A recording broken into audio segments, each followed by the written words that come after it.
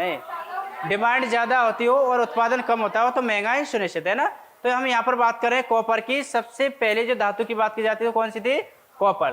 अब इसका जो किसके उपयोग में किया जाता है? करंट फ्लो के लिए, विद्युत धारा के लिए। अब इसमें थोड़ा सा हम देखेंगे कि भाई इसका भंडारण कहाँ पाया जाता है और ये कौन कौन सा राज्य इसमें उत्पादन की दृष्टि से शीर्ष है, वो देख लेते थोड़ा सा, है ना।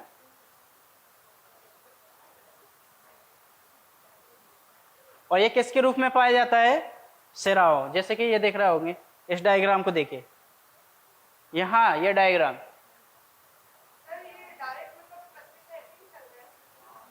ऐसा क्यों निकलेगा भाई? ऐसा तो कुछ भी नहीं निकलता है ना। जितने भी हम तत्वों की बात करते हैं या फिर जितने भी धातुओं की बात करते हैं, प्रॉपर तरीके से जो हमें देखने को मिलता है ना, ऐसा नहीं मिलता है ना। जैसे कि हम बात करते हैं, ये तो आपको पता है, मैंने पॉइंट बता दिया, ये विद्युत का क्या है? अच्छा सुचालक है। अब हम देख लेते हैं सबसे अधिक ये कहाँ पाया जाता है? राजस्थान में। कितना? 54%, राजस्थान, झारखंड में 20%, मध्य प्रदेश में 18.75% है ना। तो सबसे अधिक याद रखना आप जो भंडारण की दृष्टि से, तो वो किस स्टेट में है? राजस्थान में। अगर पूरे याद ना रहते हो तो हम इतना याद रख सकते हैं ना, कौन सा है? राजस्थान, है ना। अगर परसेंटेज भी याद ना रहे कोई इशू नहीं, है ना। फिर उसके बाद में कुछ इसमें स्थानों के नाम भी दिए हुए, जैसे कि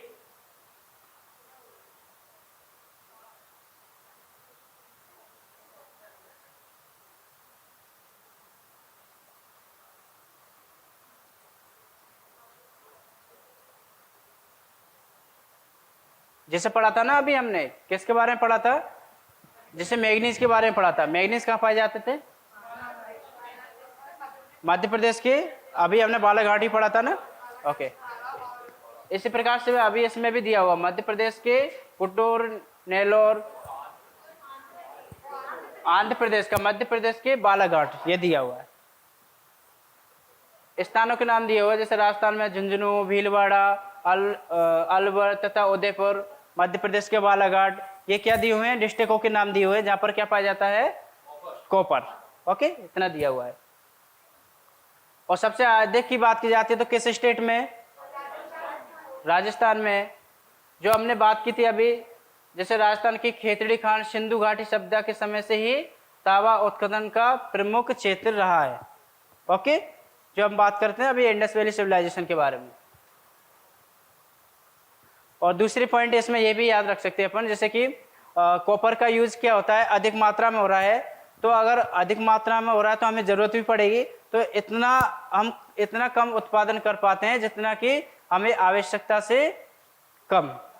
हमें आवश्यकता इतना उत्पादन हम कॉपर का नहीं कर पाते हैं, इसलिए हमें क्या है? अदर कंट्रियों से भी मंगाना पड़ता है। जैसे कि हम संयुक्त राज्य अमेरिका की बात कर रहे हैं, कनाडा आदि देशों से भी हम तांबा का क्या करते हैं? आयात करते हैं। लेकिन हमारे यहाँ पर आयरन बोले तो लोहा की मात्रा क्या है? पर्याप्त मात्रा में। तो पर्याप्त मात्रा में होने के बावजूद हम क्या करते हैं? लोहे का निर्यात करते हैं। लेकिन कुछ धातु ऐसी हैं जिसका मतलब हम यूज करते हैं, इतना उत्पादन नहीं हो पाता है। तो नहीं हो पाता तो इसके लिए हमें क्या करना पड़ेगा? बाहर से मंगाना पड़ेगा, है ना।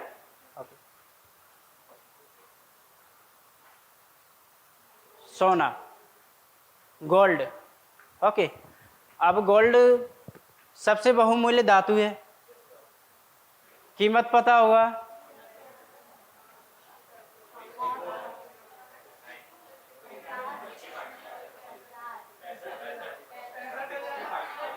कितना चल रहा है?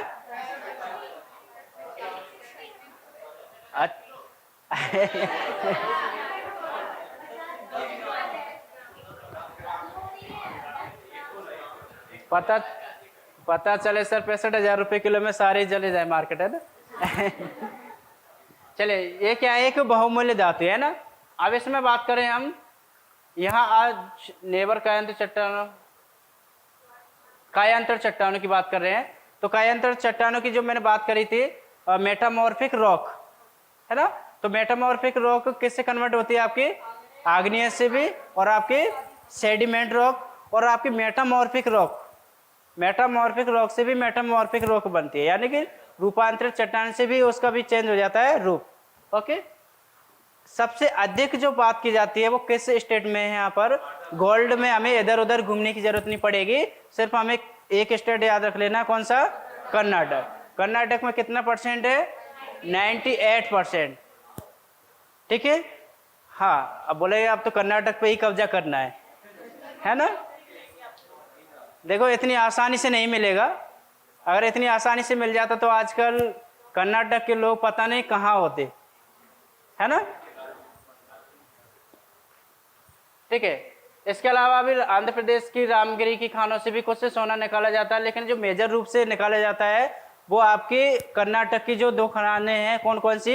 एक तो कोलार और आपकी हट्टी की सोन खाने, हट्टी और कोलार, दो खाने याद रखना। और 98% आपका कौन सा स्टेट है? कर्नाटक। ओके,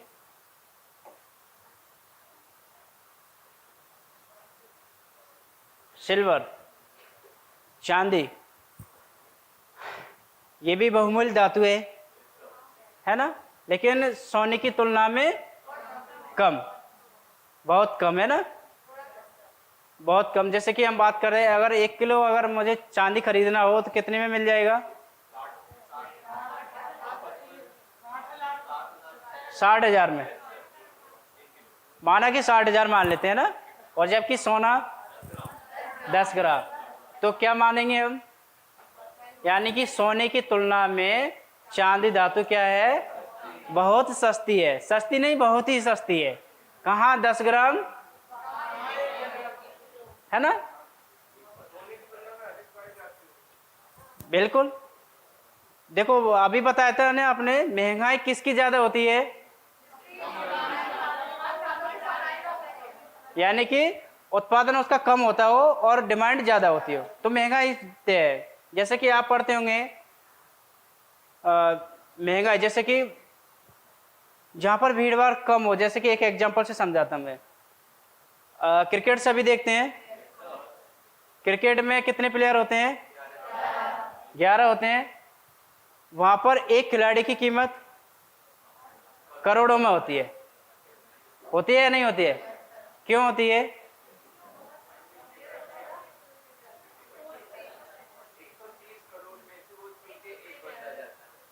130 करोड़ नहीं, अब बढ़ गए,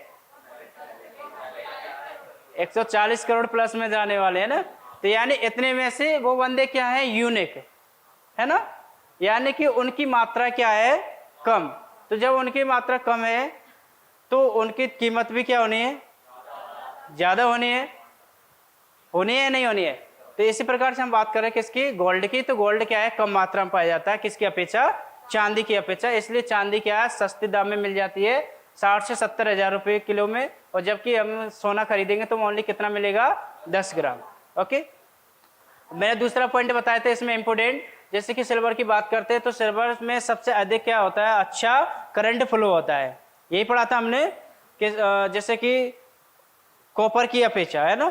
तो लेकिन हम इसका यूज क्यों नहीं करते हैं? क्योंकि हमें कॉपर आसानी से मिल जाता है, सस्ता मिल जाता है, और चांदी हमें इतना आसानी से नहीं मिलता है ना। भले करंट फ्लो होता हो लेकिन उससे में इतना हमारे पास क्या है?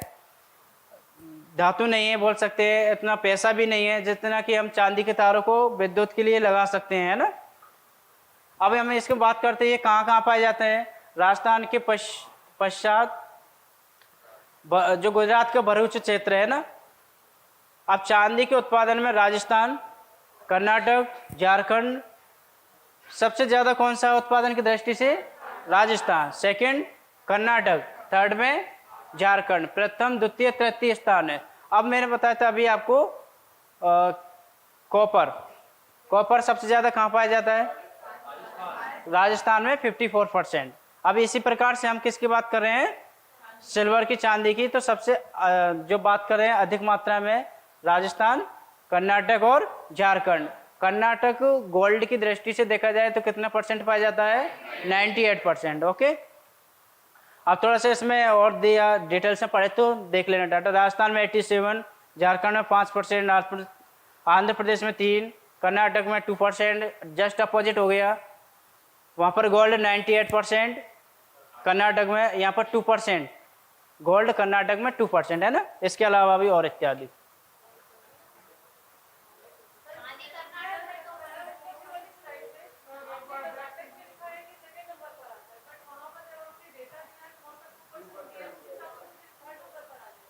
क्या?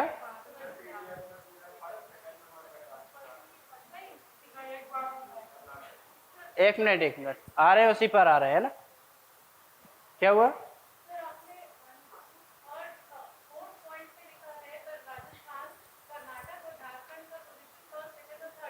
अच्छा, इसकी बोल रहे, डाटा की बोल रहे हैं ना।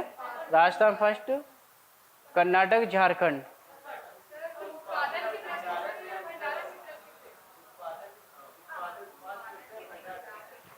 क्लियर हुआ पॉइंट आपको? मैं यहाँ पर आपको 2 पॉइंट लेके चल रहे हैं, एक तो उत्पादन और एक भंडारण, है ना।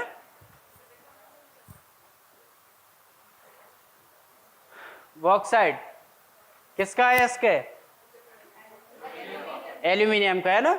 याद रखना है, कभी कई बार पूछ भी लिया है कि एल्यूमिनियम का क्या है, अयस्क कौन सा है, तो कौन सा है यहाँ पर? बॉक्साइट।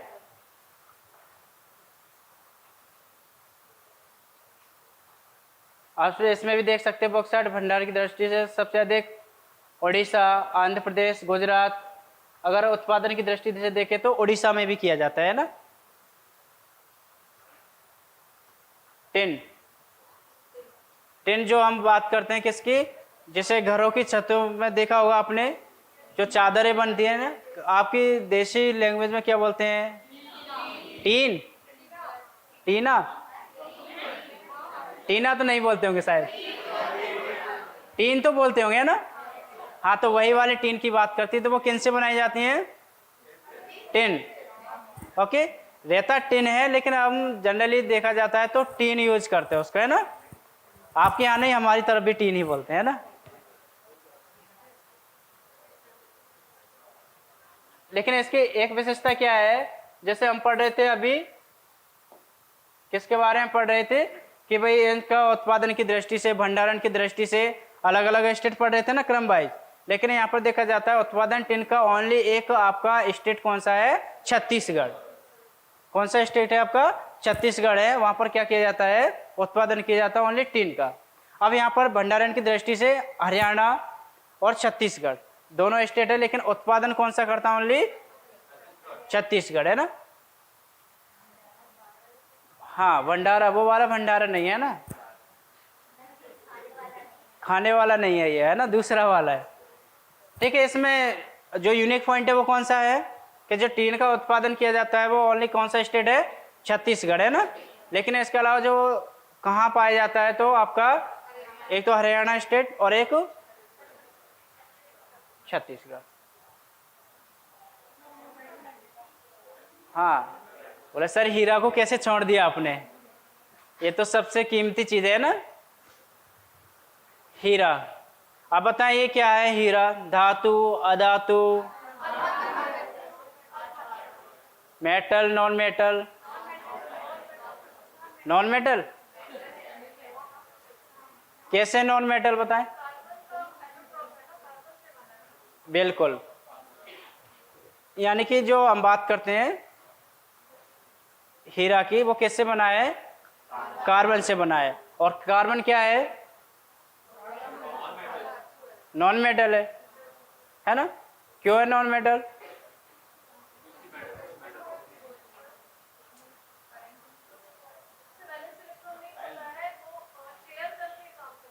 या बिल्कुल नहीं, यानी कि वो सहसंयोजी बंध बनाता है।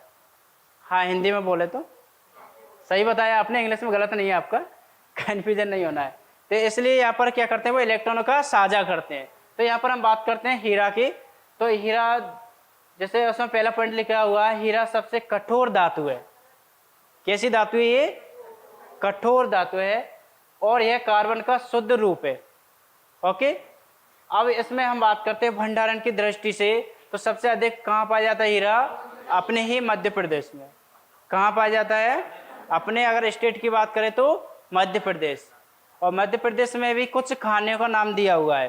अब जैसे कौन कौन सी प्रसिद्ध है, जैसे कि मध्य प्रदेश के जैसे प्रसिद्ध कोहिनूर का, जैसे तेलंगाना की बात करें तो गोलकोंडा खान। अगर मध्य प्रदेश की बात करें तो पन्ना, पन्ना जिले में है ना। ओके, ये दिया हुआ है ना। तेलंगाना की बात करें तो कौन सी खान होती है यहाँ पर? कोहिनूर, जहाँ से कोहिनूर हीरा निकाला जाता है ना।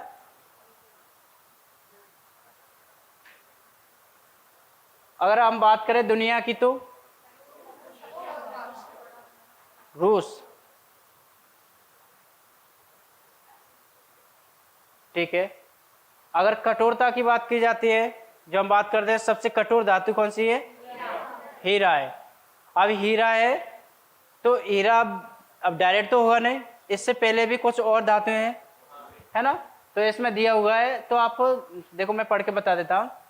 टेल्स, जिप्सम, कैलोराइट, सॉरी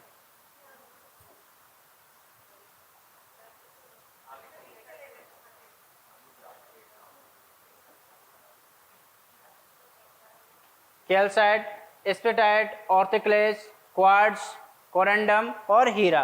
तब इतने 10 नंबर पर किसका क्रम आता है? हीरा का आता है ना। जैसे इनके बारे में भी पढ़ेंगे अपन, थोड़ा थोड़ा सा देख लेंगे, है ना। लेकिन जो हीरा का क्रम है वो कितने नंबर पे है? 10 नंबर पर। अब ये पॉइंट समझ में आ रहा है ना कि हीरा धातु क्यों है?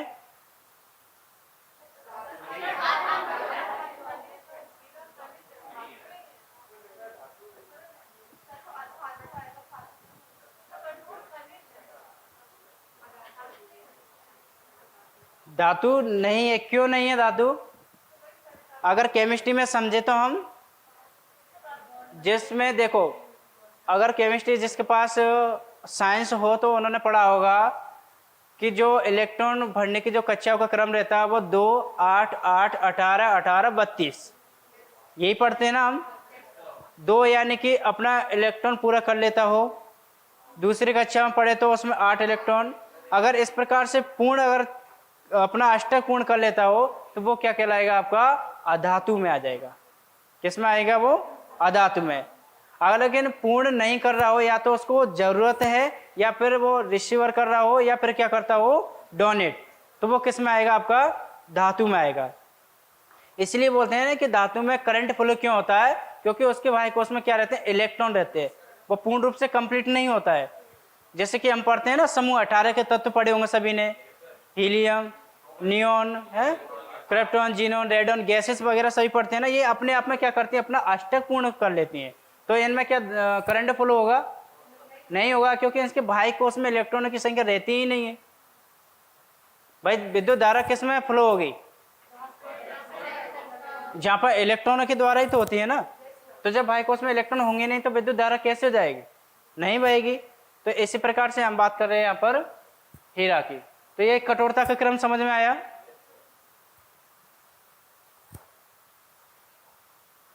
कोयला, अब कोयला की बात करें तो कोयला के बारे में तो सभी जानते हैं ना। कोयला सबसे अधिक किस रॉक से निकाला जाता है? कोयला नहीं, इग्नियस रॉक से कैसे निकाला जाएगा भाई कोयला? यानी सेडिमेंट्री रॉक से निकाला जाता है आपका कोयला की जो बात करते हैं कोल्ड की। क्यों निकाला जाता है सेडिमेंट्री रॉक से? मैंने उस समय भी बताया था या नहीं? ये बताए थे भाई, जैसे कि कई सारे फॉसिल्स की जीवाश्म की बात करते हैं हम, तो जीवाश्म क्या है? नीचे दब गए है, यानी कि एक परत पे दूसरी परत इस तरह से परत चढ़ती गई थी, वो जीवाश्म नीचे दब गए थे, तो उनसे किस में कन्वर्ट हो गए थे? फिर वो जो जीवाश्म की बात करते हैं किस में? जीवाश्म बन गए ना भाई। जितने ये पेड़ पौधे जीव जंतु है वो किस में कन्वर्ट हो गए? यहाँ फॉसिल्स में कन्वर्ट हो गए। तो वो किस में रॉक की बात की जाएगी? यहाँ पर सेडिमेंट्री रॉक। क्योंकि आग्नेयस रॉक की बात करते हैं इग्नियस में तो मैग्मा रहता है, तो जितने भी पेड़ पौधे जीव जंतु रहेंगे तो वो तो क्या हो जाएंगे? सभी मैग्मा में कन्वर्ट हो जाएंगे। जब तो हम बात करते हैं यहाँ पर कोयला की, तो कोयला कैसे मिलेंगे? अब आप सादी चट्टानों से मिलेंगे ना। ये पॉइंट आपको क्लियर हो जाना चाहिए, ठीक। अब हम बात करते हैं इसमें भी हमें, और ये सबसे इंपॉर्टेंट क्यों है? क्योंकि जो हम बात करते हैं अभी विद्युत की, तो सबसे अधिक विद्युत किससे बनाई जा रही है? कोयला से। डायरेक्ट या इनडायरेक्ट? इनडायरेक्ट, क्योंकि कोयला का यूज हम किसके लिए करते हैं? ईंधन के लिए करते हैं। ओके, उसको भी पढ़ेंगे, कल पढ़ेंगे, लेकिन है ना कि भाई कोयला से बिजली कैसे बनाई जाती है, और भी पढ़ेंगे ना, जो ऊर्जा के संसाधनों की बात कर रहे हैं, तो उसको कल देखेंगे, है ना। लेकिन यहाँ पर हम देख रहे हैं क्या, कोयला की बात कर रहे हैं ना, तो ये केस में सबसे प्रमुख रूप से बिजली बनाने के लिए इनडायरेक्ट रूप से क्या किया जाता है? प्रयोग किया जाता है। ओके, अब इसमें हमें 4 पॉइंट याद रखने हैं, वही इनके जो किसकी बात कर रहे हैं? वेराइटी। जैसे हमने लोहा का रखा था इसी प्रकार से, जैसे कि पहला कौन सा है? एंथ्रासाइट, दूसरा बिटुमेन्स, तीसरा लिग्नाइट, चौथा पीट। चारों यहीं याद हो जाने चाहिए, मेरे साथ दोहराए एक बार। एंथ्रासाइट, लिग्नाइट, एंथ्रासाइट, बिटुमेन्स, लिग्नाइट और पीट। अब इसमें ये पूछ लेता कभी कभी कि भाई सबसे अच्छी वैरायटी का कोयला कौन सा है? तो एंथ्रासाइट। सबसे लो क्वालिटी का कोयला कौन सा है? पीट। अब ये ऐसा क्यों बता रहे हैं हम कि एंथ्रासाइट अच्छा है, पीट अच्छा नहीं है? क्यों बता रहे हैं ऐसा? क्योंकि जो बिल्कुल जिसमें कार्बन की मात्रा अधिक हो वो क्या है? अच्छा है। भाई पीट जो आप कोयले की बात करें उसको जलाएंगे तो वो सिर्फ धुआं करेगा। क्या करेगा? धुआं करेगा। हमें धुआं नहीं चाहिए, हमें तो एनर्जी चाहिए ना। तो सबसे ज्यादा हम बात करें तो किससे मिलती है? एंथ्रासाइट। देखो इसमें लिखा भी है, ये सबसे अच्छी क्वालिटी का क्या है? कोयला है। इसमें कार्बन की मात्रा कितनी पाई जाती है? 80 से 90% पाई जाती है। 80 से 90% क्या पाई जाती है? इसमें कार्बन की मात्रा पाई जाती है। ओके, किसके आधार पर बताएंगे हम? किसको बेस मानेंगे? कार्बन को, कि जिसमें कार्बन की मात्रा अधिक पाई जाएगी वो क्या होगा? अच्छी किस्म का कोयला होगा। जिसमें कार्बन की मात्रा कम पाई जाएगी वो उसमें कैसा होगा? अच्छी किस्म का कोयला।